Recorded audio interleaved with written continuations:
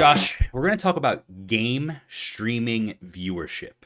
Now, clearly, we are still in the middle of a worldwide pandemic. Quarantine, nobody can leave their house. If you do, you got to wear a mask.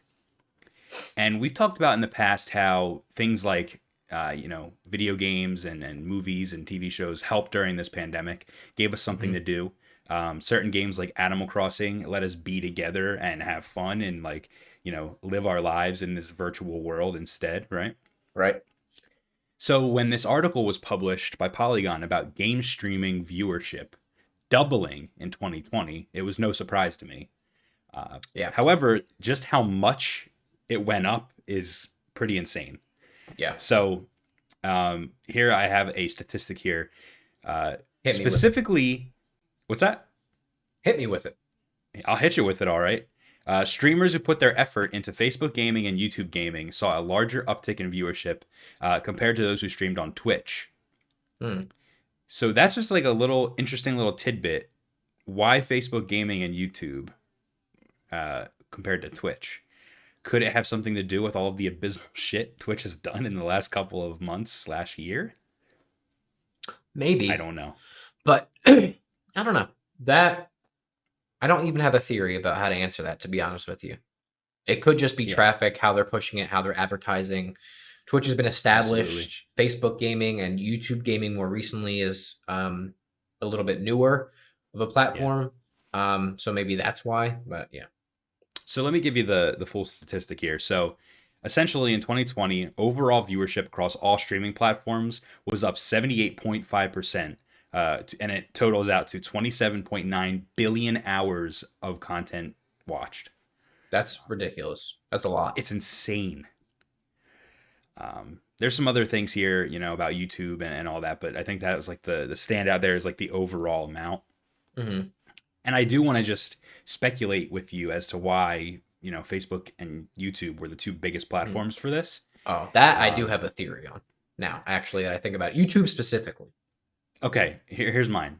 Okay, who is the number one? The name. Back to back. It's Doctor. Always curious. Blockbuster video game champion, Josh. Dr. Disrespect. Respect. Dr. Disrespect. And where's he streaming? He's on YouTube. I know you're gonna die every week once. And who's his partner in crime? Not to put any pressure on you. Z-Laner. And where does Z-Laner stream? This is the reality check. Facebook. That's it. That's the answer. That was my theory actually too. I mean, it's honestly hard to put into words how. No, I think it's actually not a joke. To be honest with you, I thought the same thing. And while it's kind of partially memey, but it's hard to put into words how popular Dr. Disrespect is. Besides his live streams where he's getting, the most, at least that I've seen, the largest concurrent viewer base when he goes live out of most streamers, even after he got fucked by Twitch. And there's a lot of other big people too, obviously. And Z-Laner too, who was kind of popping off on Facebook, but was almost unknown prior to the pandemic starting. And then when Doc was just like, one day, I want to stream with a rando on Warzone. And he connected with this smaller Facebook streamer, Z-Laner. And you can look at those metrics when Z started streaming with Doc and look at how much more popular Z became when he started streaming with Doc. And now they play all the time. And they're fucking ridiculous, by the way. They're good. Together. They are awesome together. And they're a lot of fun together. But yeah, man, I think that's partially a meme, but also partially, come on, dude.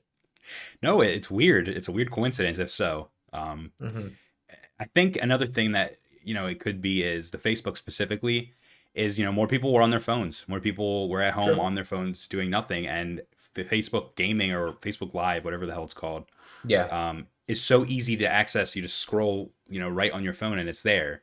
Facebook is huge for watching videos, which is surprising, but not surprising at the same time, considering how many users are actually on Facebook. Yeah. So, yeah, I don't know. I think it could have something to do with the fact that people were just stuck at home and they were just on Facebook and they just saw the shit pop up in a little ad and they just started watching it, I think it could be as simple as that. But I like your idea with Z-Laner and Doc a lot more. Yeah, that's just, it's you saw when I think YouTube put something out too when Jock switched from Twitch. Well, when he was forced basically to switch from Twitch to YouTube, like the metrics of when he started streaming on YouTube and the amount of people that watched YouTube gaming specifically. Come on, man. Yeah. He's bringing, I mean, literally millions of views to the platform. It's pretty crazy. And I'll read this last statistic. So YouTube specifically, roughly 54.9 million hours were streamed in 2020 versus 55.4 million hours in 2019. However, YouTube's viewership of that streaming content increased twofold. Right. Data shows that viewers consumed 6.19 billion hours of streaming content in 2020, up from 3.15 billion in 2019. So it's all from Doc. It's all and us. Yes.